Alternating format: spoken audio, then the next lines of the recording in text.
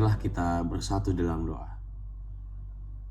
Bapa yang bertata di dalam kerajaan surga, puji dan syukur kami panjatkan Bapa ke dalam hadirat-Mu pada pagi ini Bapa. Sekarang kami ingin mendengarkan firman-Mu, berkati kami agar apa yang kami dapatkan dalam firman pagi ini mampu kami renungkan dan kami lakukan dalam kehidupan kami sehari-hari. Berbicara oleh Bapa, kami siap mendengar. Amin. Selamat pagi Bapak, Ibu, dan saudara-saudari yang terkasih dalam Tuhan kita Yesus Kristus. Syukur dan terima kasih kita panjatkan kehadirat Tuhan kita Yesus Kristus karena pagi ini kita diberikan kesempatan satu hari lagi untuk merasakan berkat Tuhan, menerima berkat Tuhan, merasakan hadirat Tuhan, merasakan keagungan Tuhan, melihat keajaiban Tuhan atas hidup kita. Pagi ini kita disapa kembali oleh firman Tuhan yang terambil dari Injil Markus pasal yang ke-10 ayat 17 sampai 22. Demikianlah Injil Tuhan. Orang kaya sukar masuk kerajaan Allah. Pada waktu Yesus berangkat untuk meneruskan perjalanannya, datanglah seorang berlari-lari mendapatkan dia dan sambil bertelut di hadapannya. Ia bertanya, "Guru yang baik, apa yang harus kuperbuat untuk memperoleh hidup yang kekal?" Jawab Yesus, "Mengapa kau katakan aku baik? Tak seorang pun yang baik selain daripada Allah saja. Engkau tentu mengetahui segala perintah Allah. Jangan membunuh, jangan berzina, jangan mencuri, jangan mengucapkan saksi dusta. Jangan mengurangi hak orang, hormatilah ayahmu dan ibumu." Lalu kata orang itu kepadanya, "Guru, semuanya itu telah kuturuti sejak masa mudaku." Tetapi Yesus memandang dia dan menaruh kasih kepadanya, lalu berkata kepadanya, "Hanya satu lagi kekuranganmu. Pergilah dan juallah apa yang kau miliki dan berikanlah itu kepada orang-orang miskin, maka engkau akan memperoleh harta di sorga. Kemudian datanglah kemari dan ikutlah aku." Mendengar perkataan itu, ia menjadi kecewa lalu pergi dengan sedih, sebab banyak hartanya. Bapak, Ibu, dan saudara-saudari yang terkasih dalam Tuhan kita Yesus Kristus, dalam Injil kita pagi ini ada tamparan dan nasihat yang cukup keras buat kita. Diceritakan dalam Injil ini bahwa ada seseorang yang menginginkan kehidupan yang kekal, mendapatkan kehidupan yang kekal, dan bertanya kepada Yesus tentang bagaimana caranya agar dia bisa mendapatkan kehidupan yang kekal itu. Ketika Yesus memberitahukan tentang cara mendapatkan kehidupan yang kekal ini, pria ini menjelaskan kepada Yesus bahwa ia telah melakukan seluruh perintah Allah. Ia sudah melakukan itu dari kecil.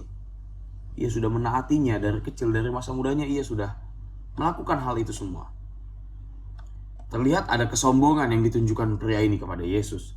Walaupun Yesus sudah mengetahui sifat pria ini, ia tetap mengasihi dan kemudian menjelaskan satu cara terakhir untuk mengikut Allah dan juga mendapatkan kehidupan yang kekal tentunya, yaitu dengan cara menjual seluruh harta miliknya dan memberikan barang-barangnya kepada orang miskin. Yesus sudah mengetahui bahwa pria ini adalah orang yang kaya raya dan pada akhirnya pria itu pun pergi, meninggalkan Yesus dan murid-muridnya dengan perasaan sedih. Mengapa dia sedih? Karena dia diperintahkan oleh Yesus untuk menjual harta-hartanya. Diperintahkan Yesus untuk menjual harta, dia tidak terima, hatinya tidak bisa terima dengan perkataan Yesus. Mungkin yang ada di dalam hati pria itu pada saat itu adalah, "Aku sudah kaya raya, semua sudah aku miliki.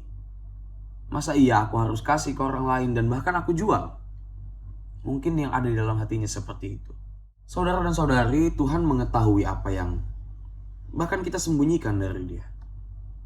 Tuhan adalah pribadi yang darinya kita tidak bisa menyembunyikan perasaan kita, kekayaan kita, dan iman kita. Apa yang kita miliki sampai pada detik ini adalah titipan dari Tuhan atas dasar kasih dan anugerahnya. Tanpa dua aspek tersebut, tanpa kasih dan anugerah dari Tuhan, mungkin kita tidak ada saat ini, atau bahkan kita tidak kenal dengan Yesus. Anugerahnya membuat kita sadar akan segala kesempatan yang diberikan Tuhan kepada kita. Mengikuti Yesus bukanlah sebuah hal yang mudah untuk dilakukan. Menjual harta, dan memberikan kepada orang miskin hanya sebagian kecil dari persyaratan-persyaratan untuk mengikut dan setia kepada Yesus. Persyaratan-persyaratan lainnya antara lain adalah menyangkal diri dan turut serta memikul salib. Dalam artian kita sebagai orang Kristen harus siap mental dalam menghadapi dunia yang semakin kejam, menghadapi dunia yang semakin jahat. Dunia bisa berbuat apa saja ke kita. Kekejaman yang diberikan dunia atau diperlihatkan dunia pada saat ini bahkan mampu membuat kita kehilangan jati diri dan iman percaya kita kepada Yesus. Sangat kejam, bukan? Itu adalah bentuk kejahatan-kejahatan terhadap iman kita yang menyerang iman kita, menyerang perisai kita. Dengan adanya kekejaman itu, kekejaman dunia yang semakin parah, maka dari itu kita harus semakin mendekatkan diri kita kepada Tuhan, yaitu dengan cara bersekutu, berdoa, dan tidak juga lupa untuk berbagi dan menolong sesama kita.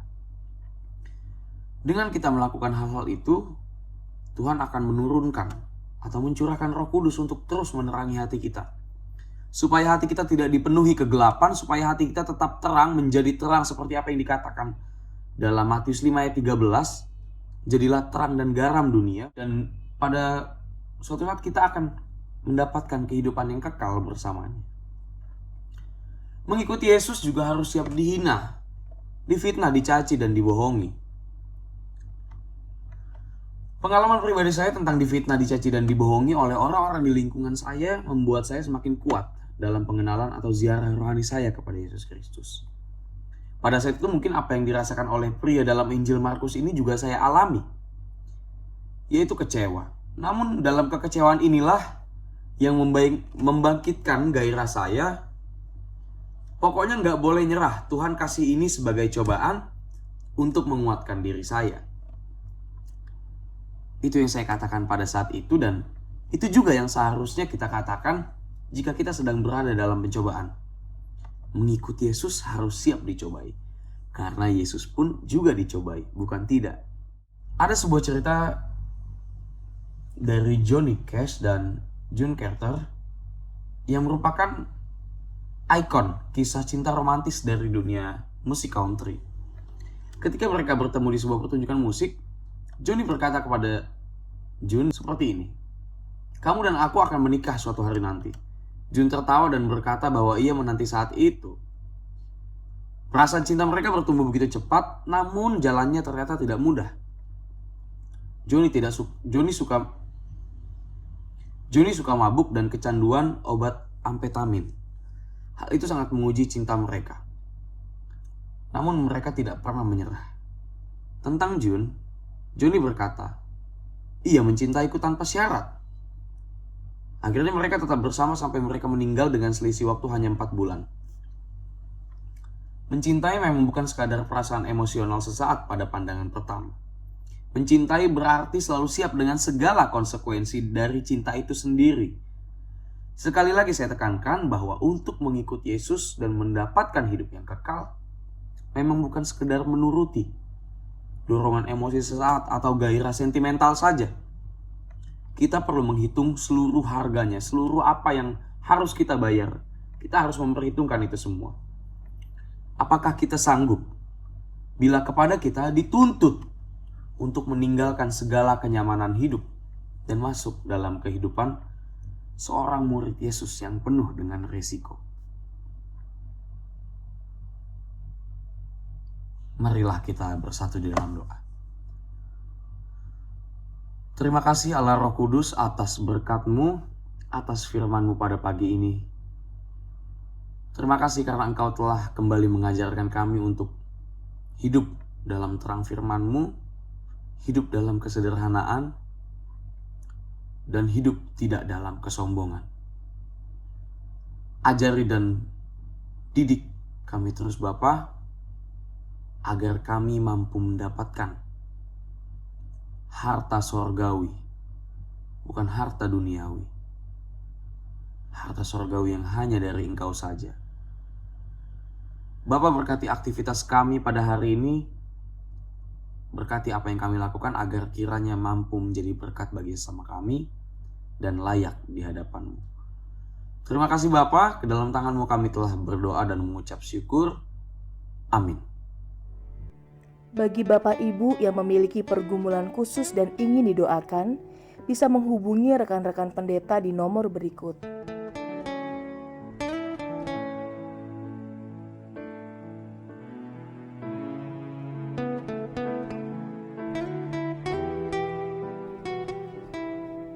Tuhan Yesus memberkati.